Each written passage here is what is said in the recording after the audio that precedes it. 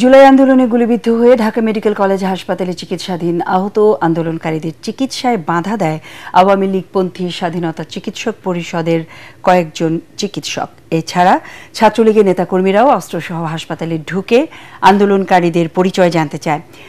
জুলাই আগস্টে সংঘটিত মানবতা বিরোধী অপরাধের মামলায় সাবেক প্রধানমন্ত্রী শেখ হাসিনা সহ ৩ আসামির বিরুদ্ধে আন্তর্জাতিক অপরাধ ট্রাইব্যুনালে দেওয়া সাক্ষ্যে এসব তথ্য জানান ঢাকা মেডিকেল কলেজ ও হাসপাতালের ক্যাজুয়ালিটি বিভাগের আবাসিক সার্জন ডাক্তার মোস্তাক আহমেদ। তিনি ছাড়া এদিন ওই হাসপাতালের সার্জারি বিভাগের সহকারী রেজিস্ট্রার ডাক্তার মনিরুল ইসলাম এবং মিটফোর্ড হাসপাতালের সহকারী পরিচালক ডাক্তার মফিজুর রহমান সাক্ষ্য দিয়েছেন। এই মামলায় গ্রেফতার থাকা ও রাজসাক্ষী হওয়া আসামি সাবেক আইজিপি চৌধুরী আবদুল্লাহ আল মামুনের উপস্থিতিতে মঙ্গলবার বেলা 11:30টার দিকে নবম দিনের সাক্ষ্য গ্রহণ শুরু হয় বিচারপতি গোলাম মর্তজা মজুমদারের নেতৃত্বাধীন ৩ সদস্যের আন্তর্জাতিক অপরাধ ট্রাইব্যুনাল 1-এ।